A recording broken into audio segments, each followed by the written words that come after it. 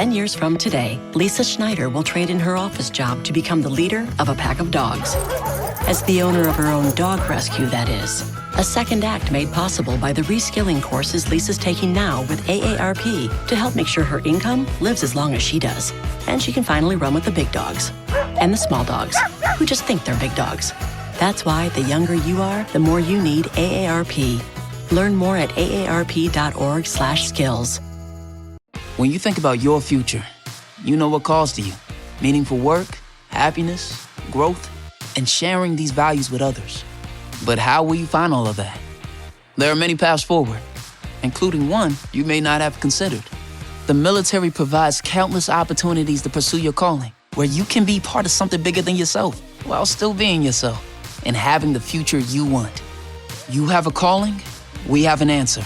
Learn more at todaysmilitary.com.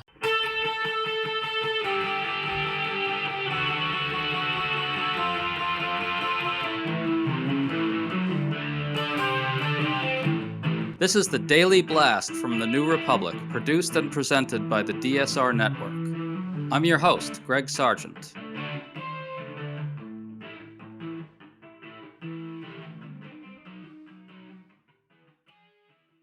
A whole lot is happening for President Trump on the immigration front. Trump just rolled out a plan to pay undocumented immigrants $1,000 to self-deport. And Trump just made some dark comments about the Supreme Court, suggesting that the justices had better rule his way on this issue or they'll face the wrath of the people, meaning the wrath of MAGA. All this comes as Karl Rove, of all people, just hit Trump with a surprising warning on this issue. Rove said Trump is undermining his own standing on immigration, and the way Rove made this point captures something essential about this moment.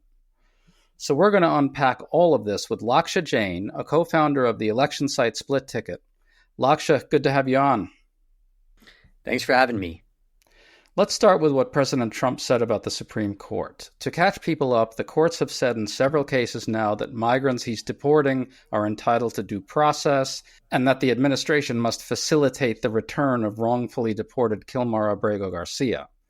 Trump seems angry about all this. Here's what he said to reporters while on a plane.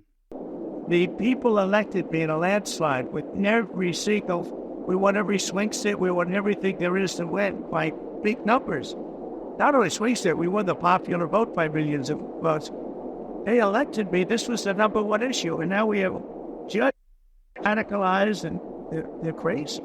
Because they want us to have, if you believe this, they want us to have a trial for every person that came in illegally into our country. So they come into our country illegally, and then we're supposed to take weeks, I guess, and months to have a trial on every criminal, and we have murderers all over the country. I don't think the Supreme Court will stand for that. I can't believe it. Because you know what? If they do, we're not going to have a country.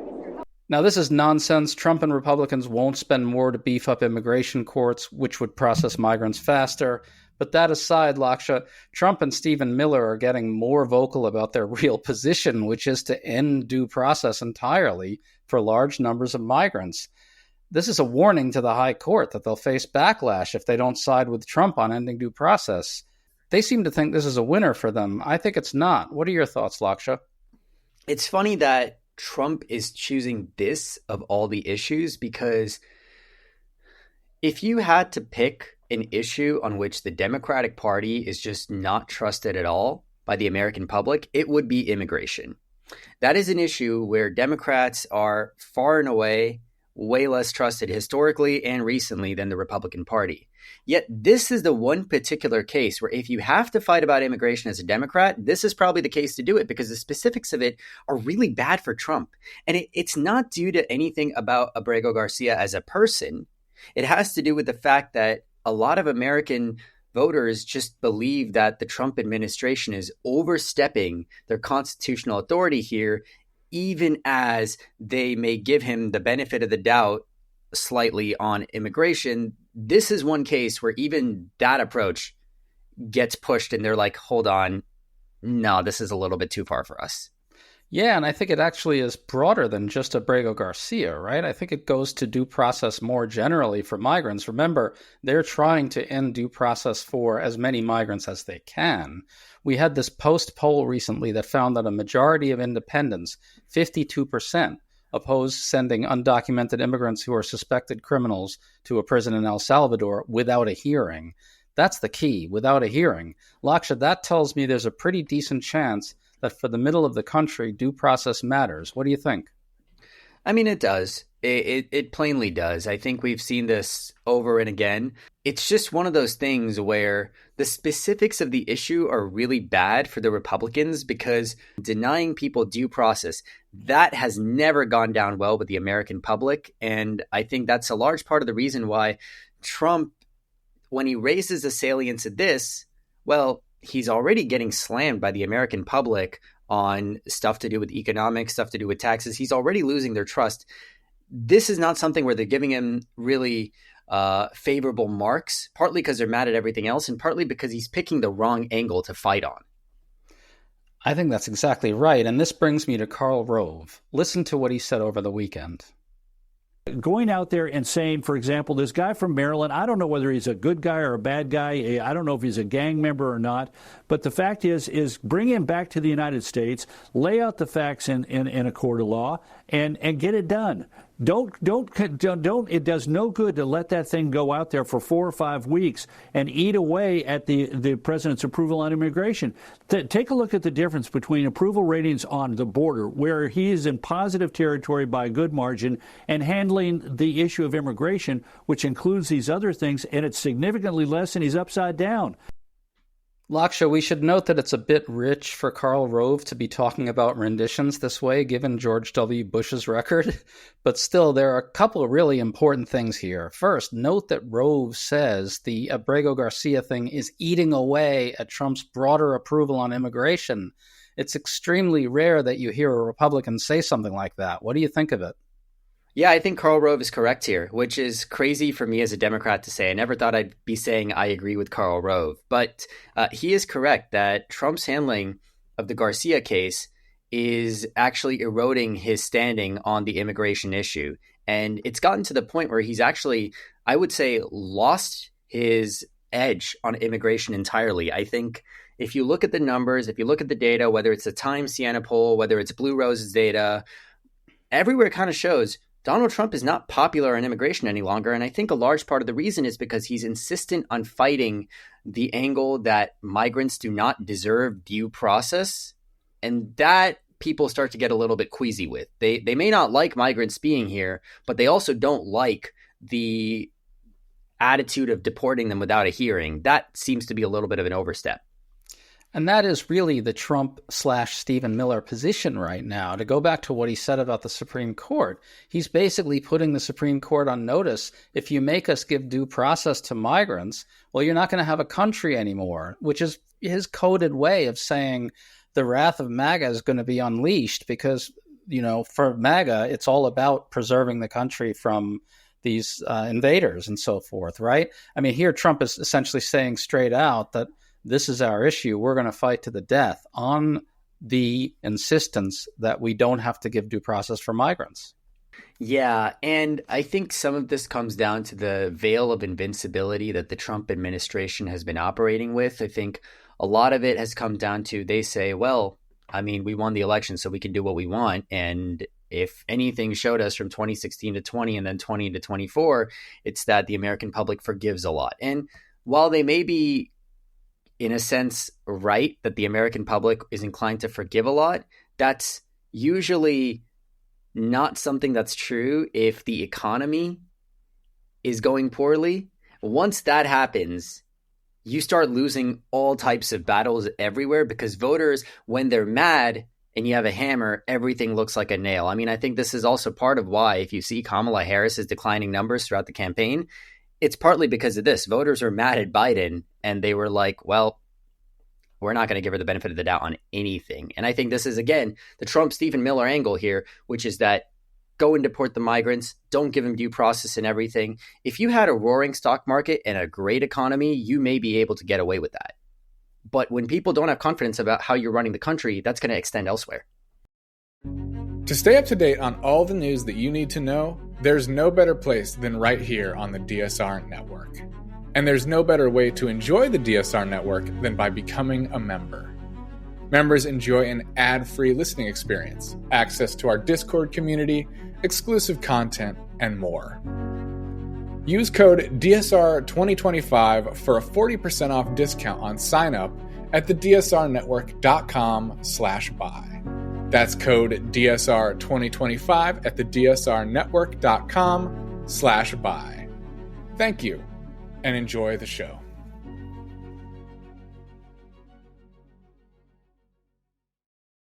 Yeah, I think that's exactly right. I want to highlight one other thing from Rove from that clip we listened to because it's key. The distinction he made between the border and immigration as separate issues. Trump is all about trying to conflate these two, so everything is always about the border, have to have a secure border. But it's absolutely right that immigration is its own issue in the sense that it turns on questions like, what do we do about undocumented immigrants in this country right now? What do we do about the Dreamers? What do we do about Abrego Garcia? And so forth. And so that's an area where Trump is actually not necessarily that strong because his extremism really suddenly bleeds through very rapidly and becomes clear to, I think, the middle of the country once the specifics start, like the deportations. We're seeing more and more news accounts of people who are getting deported wrongly or getting literally kidnapped off the streets. And so for Karl Rove to say, Mr. President, you're conflating the border and immigration and you're losing on immigration is really striking to me. It is. It's very striking to me, too. The border as an issue is basically the Republicans' old reliable. It's their old faithful. If you start losing the trust advantage on that, you're losing one of the issues that propelled the party to the White House again, that gave them control of Congress, and really one that actually powered a lot of their gains in the southern border region of the United States. So it's worrying if you're the Republican Party and you're suddenly seeing that your president is losing the issue advantage on this type of thing. Like, how are you going to hold on to all of your new voters? And Greg, if I can point out one thing, it's that I think raising the salience and conflating the border issue with immigration as a whole is a big mistake for Trump. What we're seeing and what we saw is that a lot of immigrants actually swung to Trump in this last election. We had a post piece that talked all about it, where we said, like, it's really striking how in New York, New Jersey, and all these other areas, like, Trump made a lot of gains with immigrant voters, which you would not have expected. But if you're starting to conflate the border with stripping migrants of due process and deporting even legal immigrants, that's where you start to wonder, like, is that the angle to pick? Is that the battle to fight? Because now you're picking something which could actually eat into your support with regular immigrant voters. And that might be a problem for the Trump administration, politically speaking, too, because those are new voters that aren't really super attached to them. Exactly. Voted on cost of living. Exactly. Well, I want to read some more data out from G. Elliott Morris, who's a data analyst as well. And I want to try to get at a particular thing about this issue, which is that the polling on deportations is really, really screwed up. We often get public polls which do something along the lines of saying, okay, do you think undocumented immigrants should be deported, yes or no? And so you often get a majority saying yes, because what is being offered to them is a choice of law being enforced versus law not being enforced. But when you start digging into the specifics, you get something different. So G. Elliott Morris found that on the question of deporting undocumented immigrants who have lived in the U.S. for more than 10 years, 37 points underwater. Deporting undocumented immigrants who are parents of U.S. citizens by birth, 36 points underwater. Deporting undocumented immigrants who have not broken laws in the U.S. except for immigration laws, 18 points underwater, and so forth. So what you have is, as soon as the complexities of the situation for many of these undocumented people is explained to voters, they suddenly aren't so sure they want them removed. I think this is a problem in our public opinion discourse, don't you, Laksha? Like, we have to get beyond this tendency of public pollsters to just say, do you want illegals removed, yes or no? Well, I've said for a long time, Greg, I think issue polling is in many ways broken in America. And that's not to say that positions that are unpopular are popular, or that positions that are popular are actually unpopular. I think issue polling is in general broken in the way it's conducted, broken in the way we use it. Let me start with this.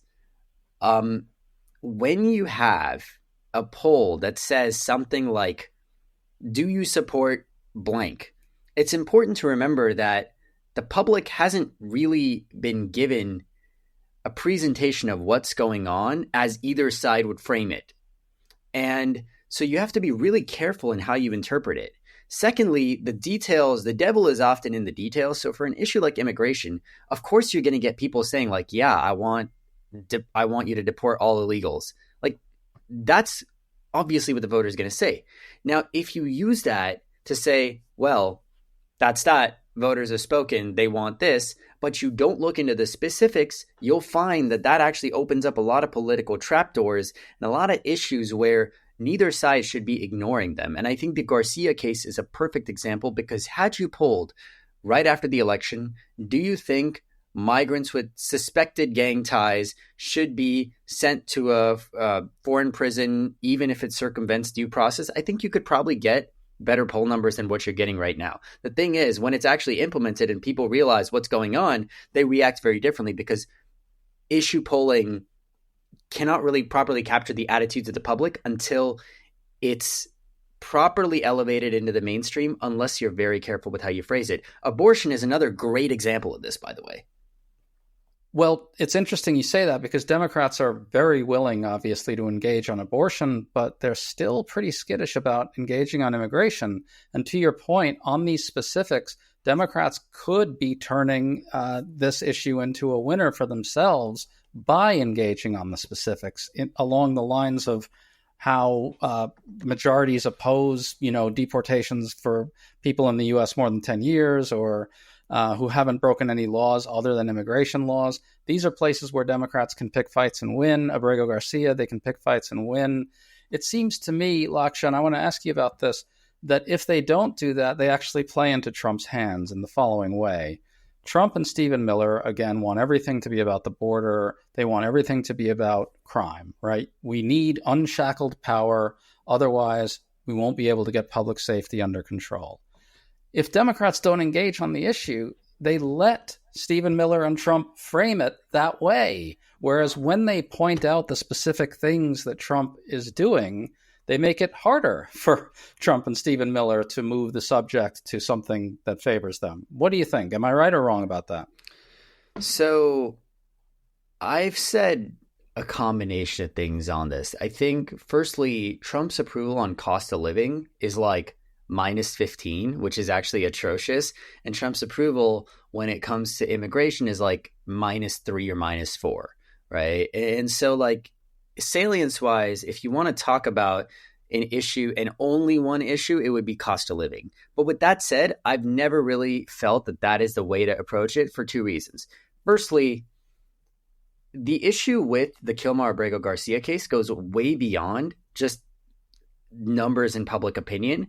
You have to know what those numbers are to pick your battles appropriately and to know how to frame it. But the fact remains that if you let a president basically just ignore a Supreme Court order, that opens the door to a lot of terrible things later on, firstly.